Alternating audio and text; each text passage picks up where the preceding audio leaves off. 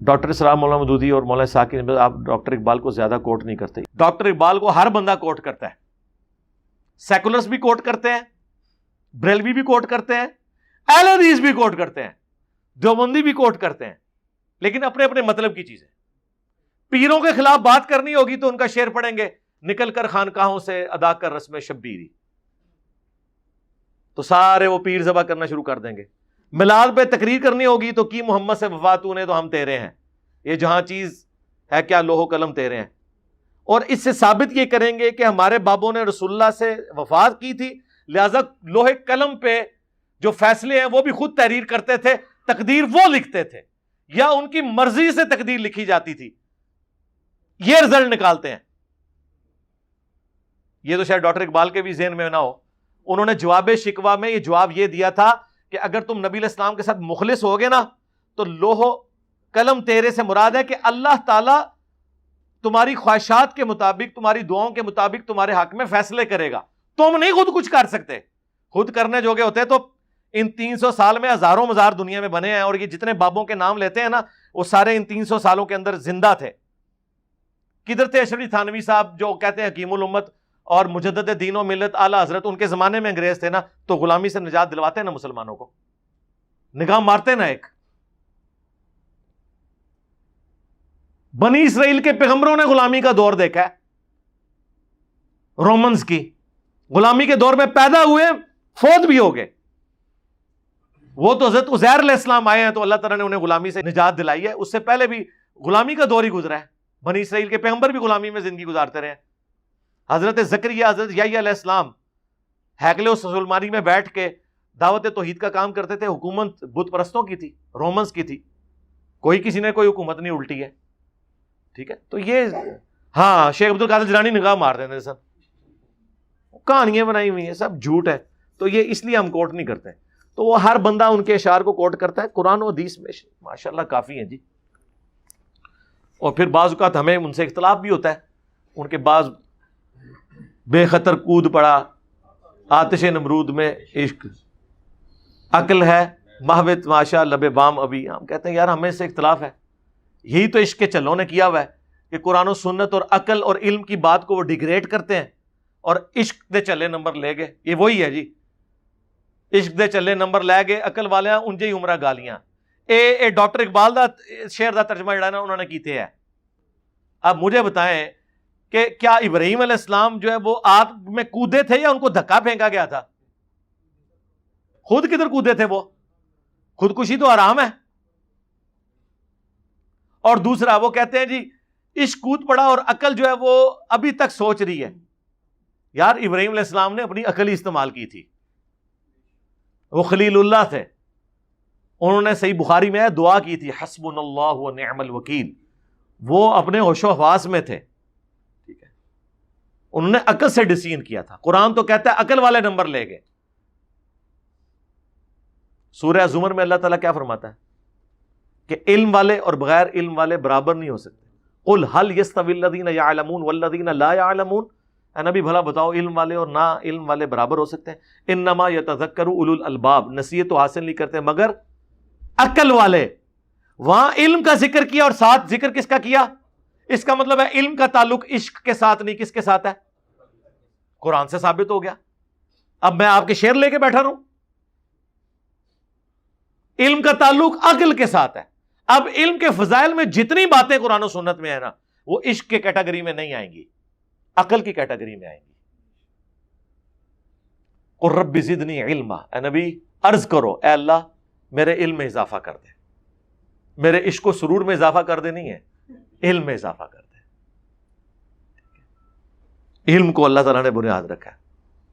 انما یخشی اللہ من عبادہ العلماء. اللہ کی خشیت اور معرفت اہل علم کو ہے، اہل عشق کو نہیں. عشق، محبت، یہ ساری چیزیں علم کے ساتھ جڑی ہوئی ہیں. علم کے بغیر یہ ساری چیزیں فضول ہیں جب تک آپ اپنی عقل استعمال نہیں کریں گے. آپ کے جی میرا عشق تو کہتا ہے میں تو پیغمبروں کے بغیر اللہ تک پہنچنا چاہتا ہوں، میں پیغمبروں کا وسیلہ بھی نہیں ڈالنا چاہتا، میری توحید اتنی کامل ہے. تو ہم کہیں گے تیری توحید شیطانی توحید ہے. رحمانی توحید ہے پیغمبروں کا دامن کرم تھام کے اللہ تک پہنچنا، جو پیغمبر تعلیم کریں گے. لیکن وہ کہ نہیں جی میرا عشق تو کہتا ہے کہ میں اللہ اور اپنے درمیان کسی پیغمبر کو بھی ماننے کے لیے تیار نہیں ہوں. تو عشق میں تو بڑا اچھا جملہ لگتا ہے، عشق میں یہ بھی بڑا اچھا جملہ لگتا ہے کہ نہ مجھے جنت کی لالچ ہے نہ جہنم کا خوف ہے، بلکہ میں اللہ کی محبت کی وجہ سے اس کی عبادت کرتا ہوں. تو سرکار اگر یہ چیز ہے تو قرآن میں یہ کہیں لکھی ہوئی ہوگی نا، ٹائم قیامت تک جو یہ آیت کڈو. ہاں اس کے الٹ آپ کو آیات قرآن میں دکھا دیتے ہیں، ربنا اصرف عنا عذاب جہنم ان عذابها کان غراما. اللہ نے کہا ہے میرے نیک بندے وہ ہیں کہ جو دعائیں مجھ سے کرتے ہیں، اے رب ہم سے جہنم کا عذاب پھیر دے، یہ ہمارے گلے کا پھندا بن چکا ہے، ہر وقت لٹکتی تلوار ہے، اللہ ہمیں سے بچا لے. اور ہمارے پیغمبر سنن نبی داؤد میں حدیث ہے، دعا سکھا رہے ہیں اللہم اجرنی من النار. اور سورہ الف لام میم سجدہ میں اللہ نے فرمایا ہمارے نیک بندے خوف اور طمع کے ساتھ ہمیں پکارتے ہیں. خوف کس کا؟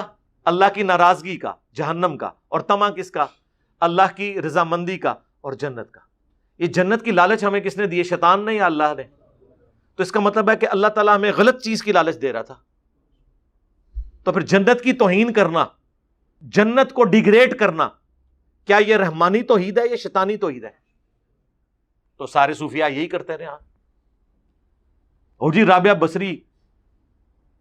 رابعہ بصریہ کے بارے میں ایک ہاتھ میں انہوں نے لوٹا اٹھایا ہوا تھا، ایک ہاتھ میں جناب وہ آگ اٹھائی ہوئی تھی، سلگتے ہوئے کوئلے. کسی نے پوچھا کدھر جا رہی ہو؟ انہوں نے کہا جی یہ اس لوٹے سے میں جہنم کو بجھانے. جہنم بجھدا ہے؟ او عقل دی گل کر پلیے لوکے، اور اس سے جنت کو آگ لگانا ہے. جنت کو تو فنا ہے نہیں سر، وہاں تو آپ فروٹ بھی توڑیں گے تو دوبارہ نکل آئے گا. بخاری مسلم میں حدیث ہے، نماز کسوف میں حضور آگے بڑھے، ہاتھ اٹھایا، واپس کیا. صحابہ نے کہا یا رسول اللہ یہ نماز میں آج آپ نے نیا عمل کیا. فرمایا میں نے جنت دیکھ لی. کدھر نگاہ پہنچی؟ ساتوں آسمانوں کے اوپر اللہ نے دکھائی. میں نے انگوروں کا ایک گوشہ دیکھا، توڑنے کا ارادہ کیا، اور اگر میں توڑ لیتا تم ہمیشہ کھاتے رہتے، فنا نہ ہوتا. کیونکہ جنت کو فنا نہیں ہے، جنت ہمیشہ کے لیے. تو اب اس سے کوئی پوچھے کہ کون سا کوئلہ ایسا بنا ہے کہ جو جنت کو ختم کر سکتا ہے؟ زمین و آسمان کی ساری مخلوقات، سارے فرشتے، سارے پیغمبر مل کے بھی، یہ بفرض محال میں کہہ رہا ہوں، جنت کو تباہ نہیں کر سکتے. زمین و آسمان کے سارے پیغمبر، فرشتے، جنات مل کے بھی جہنم کو بجھا نہیں سکتے. کو بات کریں تو اس پہ میں نے بولا تھا کہ ہم رابعہ کا عقیدہ نہیں رکھتے، ربیہ کا عقیدہ رکھتے ہیں. جو مسلم شریف میں حدیث ہے، ایک ربیہ نامی صحابی تھے، حضور کو وضو کروایا کرتے تھے. ایک دن سمندر رحمت جوش میں آیا، آپ نے فرمایا سل ربیہ، مانگ کیا مانگتا ہے؟ اور وہ تیاری کر کے بیٹھا تھا. ہائے ہائے، اس نے کہا یا رسول اللہ جنت میں آپ کا پڑوس. حضور نے کہا کچھ اور بھی مانگ لے. انہوں نے کہا یا رسول اللہ یہی. اب اس سے بڑی بات تو ایک ہی ہے، کوئی اور مانگی جا سکتی ہے، لیکن وہ مانگنا حرام ہے کہ یا اللہ مجھے پیغمبر بنا دے. وہ وہبی ہے، وہ کسبی نہیں ہے، یعنی محنت سے حاصل نہیں ہو سکتی. کائنات کی سب سے بڑی دعا یہ ہے کہ اللہ مجھے پیغمبر بنا دے، لیکن یہ دعا کرنا حرام ہے. اس کے بعد بڑی دعا کائنات میں یہ ہے کہ مجھے پیغمبروں کا پڑوس مل جائے. ٹائم قیامت تک ہے سب کے پاس. اس سے بڑی کوئی دعا ہے نا اس کائنات میں تو مجھے بتانی ہے آپ نے. اور وہی انہوں نے مانگا، اور انہوں نے تو اس کا بھی اعلیٰ درجہ کہ رسول اللہ کا پڑوس مل جائے صلی اللہ علیہ وآلہ وسلم، امام الانبیاء کا صلی اللہ علیہ وآلہ وسلم. پھر آپ نے فرمایا پھر کثرت سجود سے میری مدد کر. یعنی یہ نہیں ہے کہ میں خالی دعا سے ہی کام چلے گا، دعا میں کر دوں گا، لیکن وہی بات، رکو ذرا، صبر کرو، دین پہ بھی چلنا ہے، خالی دعاواں نہ نہیں کام چلنا. اب مجھے بتائیں اللہ کے نبی جو ڈائریکٹ اللہ سے لے کر دیتے ہیں امتیوں کو، وہ تو کام بتا رہے ہیں، اور بابے کہہ رہے ہیں کہ ہمارے مرید بھی ہو جاؤ تو جنت میں لے جائیں گے.